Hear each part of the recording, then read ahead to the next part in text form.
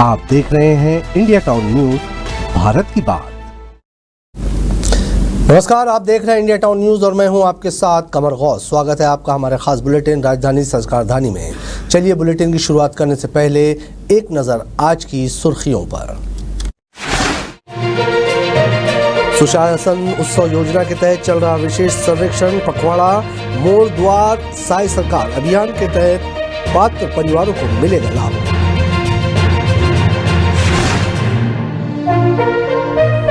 Mahadev app के जरिए कर रहे थे आईपीएल मैचों पर सट्टा। कोलकाता से 8 और गुवाहाटी से 6 आरोपी गिरफ्तार। प्रदेश कांग्रेस ने जारी की नई सूची। आकाश तिवारी को मिली नई जिम्मेदारी। जयश्री नायक बने उप नेता प्रतिपक्ष।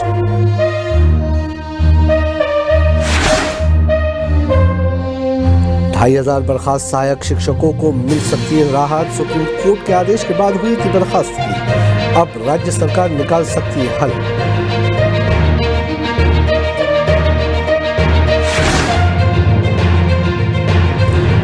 विश्वनाथ भवन में हुई विभागीय समीक्षा बैठक। एक सप्ताह में दोषियों पर कार्रवाई कर रिपोर्ट सौंपने के दिए निर्देश।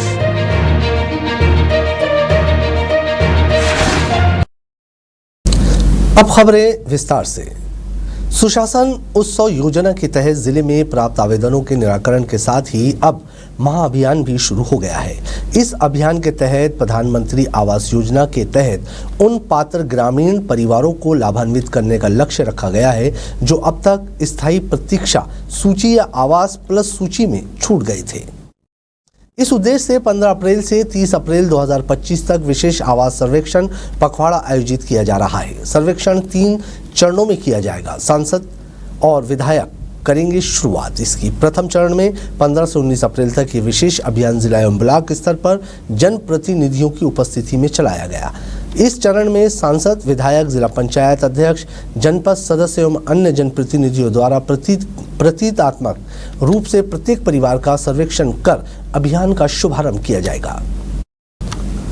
रायपुर पुलिस ने आईपीएल क्रिकेट मैच के लिए महादेव ऐप के जरिए ऑनलाइन सट्टा संचालित करने के आरोप में 2 राज्यों में छापेमारी कर 14 लोगों को गिरफ्तार किया है। आपको बता दें कि अधिकारियों ने बताया कि रायपुर जिले की पुलिस ने पश्चिम बंगाल की राजधानी कोलकाता से 8 लोगों को और असम के गुवाहाटी से 6 लोगों को गिरफ्तार किया है। सीबीआई पहले से ही छत्तीसगढ़ में महादेव ऐप सट्टेबाजी घोटाले की जांच कर रही है। रायपुर क्षेत्र के पुलिस महानिरीक्षक उमरेश मिश्रा ने बताया कि इन 14 लोगों में से 6 छत्तीसगढ़, 3 झारखंड, 2 मध्य प्रदेश और 1 पंजाब, उत्तर प्रदेश और बिहार से हैं। उन्होंने बताया कि 13 अप्रैल को पुलिस ने रायपुर से सट्टा संचालित करने के आरोप में निखिल वागवानी को गिरफ्तार किया था। वागवानी ने बयान के आधार पर 14 आरोपियों को गिरफ्तार किया गया है। छत्तीसगढ़ में कांग्रेस ने नगर निगमों में संगठनात्मक फेरबदल करते हुए नेता प्रतिपक्ष और उप नेता प्रतिपक्ष की नई सूची जारी कर दी है। प्रदेश के 10 नगर निगमों में कांग्रेस पार्षदों के बीच नई जिम्मेदारियां तय की गई है। रायपुर नगर निगम में आकाश तिवारी को नेता प्रतिपक्ष और अजय श्री नायक को उप नेता प्रतिपक्ष बनाया गया है। बता दें कि कुछ दिन पहले पार्षद संदीप साहू को रायपुर नगर निगम का नेता प्रतिपक्ष घोषित किया गया था, लेकिन अब कांग्रेस की प्रदेश प्रभारी समिति पीसीसी ने आदेश में संशोधन करते हुए आकाश तिवारी को ये जिम्मेदारी सौंपी है। आप देख रहे हैं इंडिया टाउन न्यूज, भारत की बात। नमस्कार, आप देख रहे हैं इंडिया टाउन न्यूज और मैं हूं आपके साथ कमर गौस। स्वागत है आपका हमारे खास बुलेटिन राजधानी संस्कारधानी में। चलिए बुलेटिन की शुरुआत करने से पहले एक नजर आज की सुर्खियों पर। सुशासन उत्सव योजना के तहत चल रहा विशेष सर्वेक्षण पखवाड़ा मोड़ द्वार साई सरकार अभियान के तहत पात्र परिवारों को मिलेगा लाभ।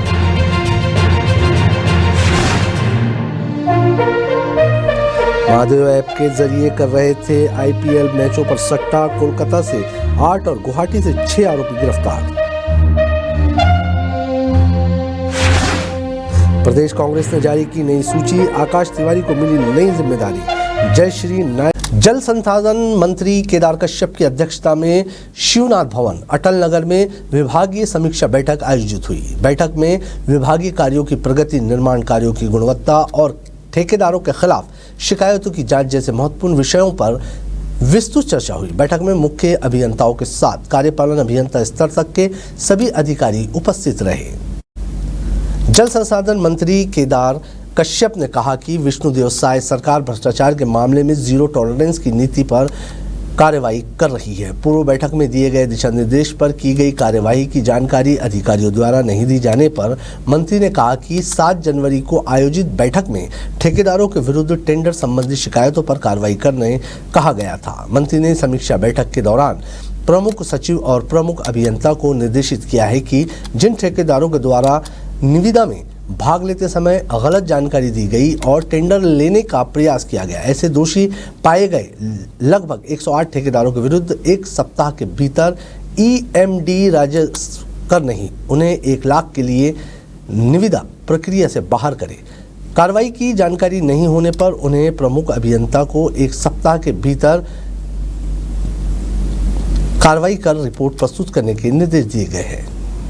वक्त हो चुका है एक छोटे से ब्रेक का। खबरें और भी है, बने रहिए इंडिया टाउन न्यूज के साथ।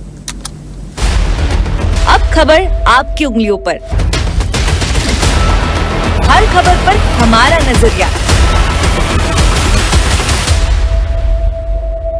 इंडिया टाउन न्यूज, भारत की बात। ब्रेक के बाद आप सभी का स्वागत है। बढ़ते हैं अगली खबर की ओर। छत्तीसगढ़ राज्य बाल अधिकार संरक्षण आयोग को नया नेतृत्व मिल गया है। वरिष्ठ शिक्षाविद एवं सामाजिक सरोकार से जुड़ी डॉक्टर वर्णिका शर्मा ने राजधानी रायपुर स्थित आयोग के कार्यालय में आयोग के अध्यक्ष के रूप में कार्यभार ग्रहण कर लिया है। इस अवसर पर वन मंत्री केदार कश्यप, महिला एवं बाल विकास मंत्री लक्ष्मी राजवाड़े, रायपुर सांसद ब्रजमोहन अग्रवाल, विधायक किरण देव, धर्मलाल कौशिक भी उपस्थित थे। मुख्यमंत्री विष्णुदेव साय ने डॉक्टर वर्णिका शर्मा को आयोग के अध्यक्ष पद का कार्यभार ग्रहण करने पर बधाई और शुभकामनाएं दी है। उन्होंने कहा कि डॉक्टर शर्मा के नेतृत्व में आयोग बाल संरक्षण की दिशा में प्रभावी ढंग से कार्य करेगा।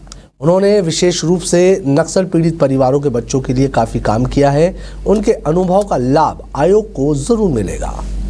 राज्य सरकार द्वारा की जा रही धान नीलामी पर तंज कसते हुए नेता प्रतिपक्ष डॉक्टर चरणदास महंत ने कहा कि प्रदेश में डबल इंजन की सरकार फेल हुई। उन्होंने कहा कि भारत सरकार द्वारा केंद्रीय पुल में छत्तीसगढ़ के पूरे धान का चावल नहीं लिए जाने के कारण नीलामी के जरिए सरकार 35 लाख मैट्रिक टन धान का विक्रय कर रही है। इस 7,000 करोड़ रुपए की क्षति होने की आशंका है। आपको बता दें कि नेता प्रतिपक्ष डॉक्टर चरणदास महंत ने कहा कि समर्थन मूल्य पर धान उपवर्जन की योजना भारत सरकार की योजना है और राज्य सरकार के द्वारा केंद्र की एजेंसी के रूप में धान उपवर्जन का कार्य किया जाता है। इसलिए केंद्र सरकार को चाहिए कि संपूर्ण धान का चावल केंद्रीय पूल में ले। उन्होंने कहा कि पंजाब में इसी सीजन में कुल 172 लाख मैट्रिक टन धान का उपवर्जन हुआ है और इस संपूर्ण धान का चावल केंद्रीय पूल में लिया जा रहा है। पंजाब में तो भारतीय जनता पार्टी की डबल इंजन की सरकार भी नहीं है, जबकि छत्तीसगढ़ में डबल इंजन की सरकार होने के बाद भी हमारा पूरा सरप्लस चावल केंद्रीय पुल में नहीं लिया जाना और 7,000 करोड़ रुपए की क्षति का अनावश्यक आर्थिक भार राज्य के खजाने पर डालना अत्यधिक दुर्भाग्यपूर्ण है। ईडी ने कांग्रेस के नेशनल हेराल्ड अखबार से जुड़े मनी लॉन्ड्रिंग केस में पहली चार्जशीट दाखिल कर दी है। इसमें सोनिया गांधी और राहुल गांधी का नाम शामिल है। इसके विरोध में कांग्रेस ने देश भर में ईडी दफ्तरों के बाहर विरोध प्रदर्शन किया। इसी कड़ी में रायपुर के राजीव गांधी चौक पर भी कांग्रेस नेताओं ने ईडी की कार्रवाई को लेकर हल्ला बोला। इस प्रदर्शन में पूर्व मुख्यमंत्री भूपेश बघेल, पूर्व उप मुख्यमंत्री TS सिंहदेव सहित कांग्रेस पार्टी के कई वरिष्ठ नेता पदाधिकारी मौजूद रहे। पूर्व डिप्टी CM TS सिंहदेव ने कहा कि चुनाव के सीजन को देखते हुए कार्रवाई की जा रही है, चुनाव को प्रभावित करने की कोशिश की जा रही है। सिंहदेव ने आगे कहा कि इस मामले को लेकर लगातार लड़ाई जारी है। आज हम सड़क पर आए हैं, लोगों को बता रहे हैं कि आखिर स्थिति क्या है। वहीं भूपेश बघेल ने कहा कि ईडी की इस कार्रवाई से हम डरने वाले नहीं हैं। पूरे प्रदेश में ईडी के द्वारा की गई कार्रवाई के विरोध में प्रदर्शन किया गया।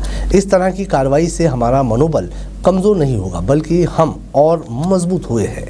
छत्तीसगढ़ शासन के नगरीय प्रशासन और विकास विभाग ने नगरीय निकायों में वित्तीय वर्ष 2024-25 के संपत्ति कर और विवरणी जमा कराने के लिए 30 दिनों की विशेष छूट प्रदान की है।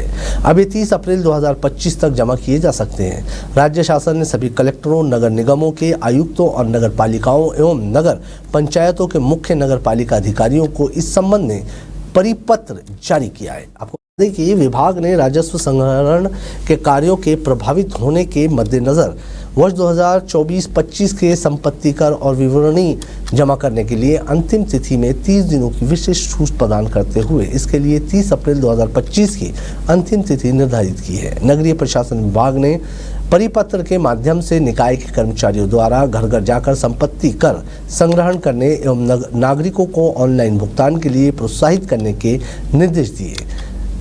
सभी नगरीय निकायों में इनका अनुपालन सुनिश्चित करते हुए कर संग्रहण के लिए किए गए कार्यों में शासन को अवगत कराने के भी निर्देश जारी किए। अटल बिहारी वाजपेयी ने छत्तीसगढ़ पृथक राज्य का निर्माण किया। 2003 में जनादेश के बाद डॉक्टर रमन सिंह छत्तीसगढ़ के मुख्यमंत्री बनाए गए, जिनके नेतृत्व में प्रदेश का तेजी से विकास हुआ। डॉक्टर सिंह के नेतृत्व में प्रदेश में जो पीडीएस व्यवस्था बनाई गई वो आज पूरे देश में सर्वश्रेष्ठ पीडीएस व्यवस्था है। आपको बता दें कि मुख्यमंत्री विष्णुदेव साय ने Chhattisgarh state civil supply corporation limited के नवनियुक्त अध्यक्ष संजय श्रीवास्तव के पदभार ग्रहण और अभिनंदन समारोह में कही। विधानसभा अध्यक्ष डॉक्टर रमन सिंह ने कहा कि यहाँ कॉरपोरेशन सिर्फ एक संस्था नहीं है बल्कि सरकार और जनता के बीच विश्वास का सेतु है। ये एकमात्र निगम है जो प्रदेश की 75% जनता से जुड़ा हुआ है। राशन की एक एक दुकान की मॉनिटरिंग, वेयर हाउस की निगरानी, समय पर जन जन तक खाद्यान्न सप्लाई सुनिश्चित करना तक की महत्वपूर्ण जिम्मेदारी है। कार्यक्रम को उप मुख्यमंत्री अरुण साव, खाद्य मंत्री दयालदास बघेल, नवनियुक्त अध्यक्ष संजय श्रीवास्तव ने भी संबोधित किया। आज के हमारे खास बुलेटिन में फिलहाल इतना ही। अब मुझे दीजिए इजाजत और आप देखते रहिए इंडिया टाउन न्यूज, भारत की बात। नमस्कार। आप देख रहे हैं इंडिया टाउन न्यूज, भारत की बात।